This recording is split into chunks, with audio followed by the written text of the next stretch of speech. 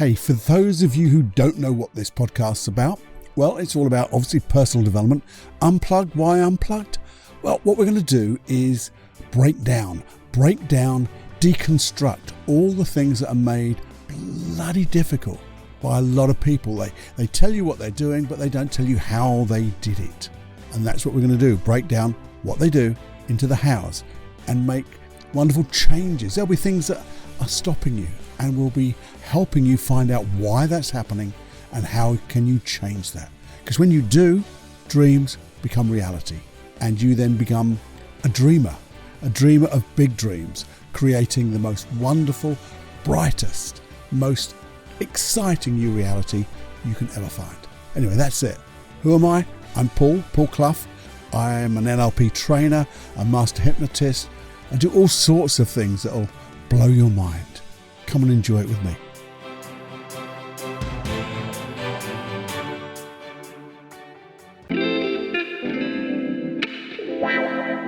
Hey, the 5-minute quickie is back. And it's a 5-minute quickie with a double whammy because it's twice as long as a 5-minute quickie. And we dive into the thoughts of how to really start making progress on being who we want to be, but also on those things like our side hustles, our careers, our things that we just find interesting, things we like doing, our hobbies, the things we want to learn. This is a key part of doing that. All of that. All in 10 minutes. Yeah, you see, we can do it. Have a listen after this. Warning. You are entering into the unplugged mind of Paul Clough. Too late. Personal Development Unplugged. Hey, my friend. Paul, personaldevelopmentunplugged.com, the podcast. But this one's, well, sort of 5-minute quickie. Don't know how long it'll take. It's just a conversation, really. I've called this Stay Amateur or Turn Professional. But that doesn't mean that you have to do things because you want to be a professional. And if you can't be a professional, don't do it. I'm broadening, I say that word again, I'm broadening it out. Didn't even say that right. You see, I was listening to one or two podcasts as I do, and I was also listening to and reading. I've got a couple of books by Stephen Pressfield. In fact, he's such a nice man. He was trying to get him to do a little 20-minute segment on here, and he was writing his book, but his wife sent me a copy of his book. So that was nice. But he's very much into, obviously, the fear, but also if you want to turn professional, act professional. Now, what does that mean? You see, for me, when I was thinking about that, it doesn't mean, well, I like playing the guitar, so I want to be a professional guitarist. Or I like drawing, and I've got to be a professional artist. Or I like watching, reading books, learning, but I don't have to be a professional learner, as it were. I don't know what that meant. But if you think about it, act as if. This is what we talk about, act as if. We talk about things like having the psychology and physiology of excellence. And the excellence part of that is what maybe termed as a professional might act, be, do, or someone who's just bloody good at the stuff. How do they hold themselves? What do they think about? It's the basic of modeling. What do people think about? What are their values? What's their strategy? What are their behaviors? What are their plans? How do they go about this stuff?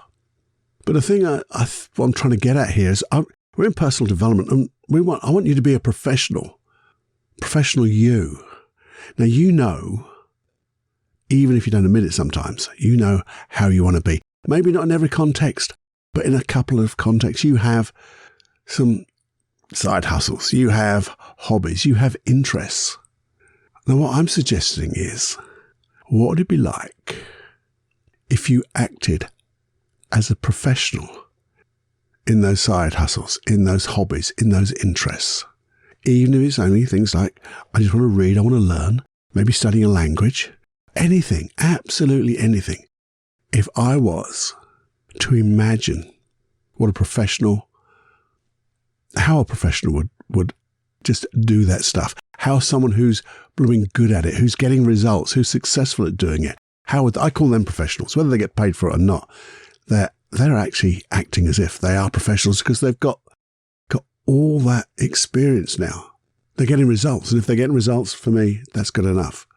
And the thing is, once you start acting as if, and acting as if, as I say, is thinking like, picturing in your mind like, speaking the words like, maybe dressing like, maybe setting out your desk like, maybe getting your environment in the right place, just like a professional. You see, when you do that, and you own, this is my side note, you just have to be enough confident to start. You don't have to be confident enough to go the whole way, but just to start. Just to start to have that physiology, just to start to have that psychology, just to have that thought in mind of a standard that you think is what that standard is, the higher standard. And once you just make that start, sort of guarantee, the old classic guarantee, the anxiety of it will begin to go. Because you've made a start, and small steps lead to small successes, and they lead to bigger successes. And the more you do it, the more you can fit in to that act as if. And you see, even if you can't do it all, see, you do have to, but you don't have to, because it's taking that small, confident step, that start. So you could, if there's only one element of doing that hobby, doing that thing you're interested in, doing that side hustle, doing that, this is my career goal. Doing goals, it all comes, we've been doing goal setting of a sort and looking at goals, but when you look at that and you see it and you hear it, how would a professional be? And I'm saying the professional is when you've achieved that success. How will you be in your psychology, in your mind, in your thoughts? What will be your physiology? How will you walk? How will you dress? And you pick one of those, one part of it. That's a small step, a small start.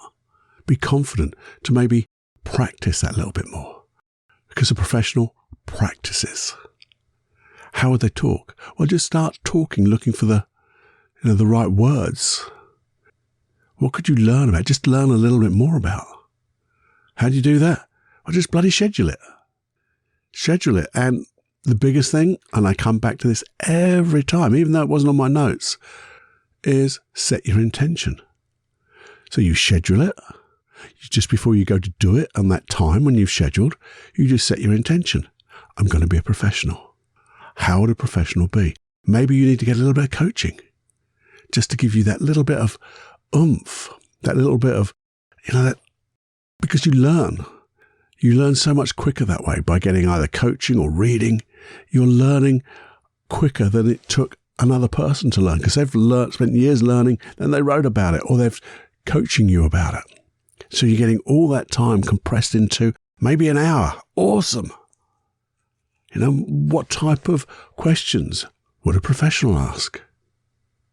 And when you just think about that, you're acting as if. That's just something to muse about. Because I think, we can all be in, if I did it, but I don't, in those old air quotes, be a professional me, be a professional you. But I think that's just being the best version of us. Best version of me, best version of you. What would that be like? What would that be like? Just imagine it now. If you could see in front of you the best version of you, how would they move? How would they walk? How would they dress? What type of strategies would they use? What type of skills would they have learned? How would they converse with people? How would they engage? How would they connect? That's your professional. Pick one element of that. In fact, you could write them down first, then pick one element to practice, to set your intention to be, and then the next and the next. Just be confident enough just to start one small step. Guarantee you the anxiety will go, confidence will start to seep in. Your self-esteem will begin to grow. And then your competence will be so well-founded that you can be confident in your competence. And you become that professional you, the real you, the authentic you, because you're living the life that you dreamed of and you're continuing to. Everything is a habit then, a habit that you just become professional at, doing things at a high level and making a difference not only to your life, but to everyone's life, because everyone will get it. You'll then become that example of how you want to be, because you'll be living it. And that example will rub off on others. Has to. Showing what can be done, showing what is possible. Can be just amazing when you just take that tiny little step and you go, oh, that wasn't too bad. Oh, I can take another one. Well, that was even easier. And it's as if those invisible barriers just disappear. There you go. We're about 10 minutes in, so it's that's a double 5-minute quickie. You got a double whammy.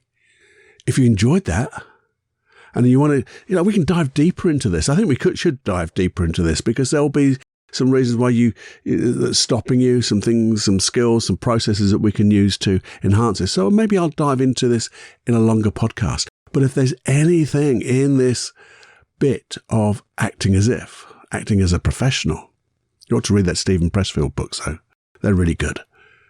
And there's also another one called The War of Art, I think it's called. Yeah, it's that play on words. That's a brilliant book too. And I don't know who that's by. Is it Stephen Pressfield? Don't know. But anyway, read those, get into them. But if there's any part of this that gives you a little bit of a, ooh, I'm not sure about that, or I don't believe I can, or anything like that, just send me a little note. So that's something I can add to that longer podcast. How do you do that? But if you're new here, you might be new here. feedback@personaldevelopmentunplugged.com. That's the email. Comes to me, no one else. You'll get your personal reply. And then obviously everything will be anonymous. But hey, we'll be able to spread things, because you won't be the only one. You know that. This is me putting my bit out, because everything I talk about is the stuff that's going through my mind about me too. And if it resonates with you, it's going to resonate with other people. So do, take that one little small step and maybe email me. Please do share this podcast. I say it every time, but do you? I wonder. But if you did, how would that make you feel? Maybe that's one more step of being that professional you. So, you could send this to just one person, share it to one person, or to everyone on your phone list or your email list. You could do. I'm not saying which is better, but the last obviously is. But hey, remember, if you would, iTunes or Google Play, if you'd put a little review up there, that would be kind. Would help to move things around. I ain't got that many, but it'd be nice. Nice if you did. If I've made a difference, a tiny difference, that made you just think for a moment, to muse. If you just share that with people, that would be awesome too. And remember, there's so many rememberers. If you have not registered for the 50 plus hypnosis tracks, they're all free. Go to paulcloughonline.com/podcast. And you also then become part of the email list, and I do a little video on there, 10-minute video I did last time showing my puzzle book. What's that? Well, I've talked about it before, but it's where I sit down and think about things, where I have a puzzle in my life. Something like this, thinking about act as if, and I'll do maybe a bit of ikigai type work on it, or mind mapping, or just thinking. Anyway, have more fun than you can stand.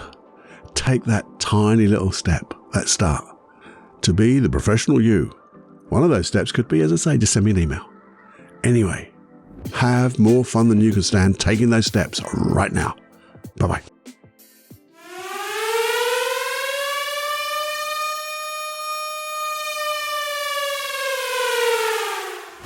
Warning, you are now leaving the unplugged mind of Paul Clough. It's time to fly on your own. Be brave, my friend. Personal Development Unplugged.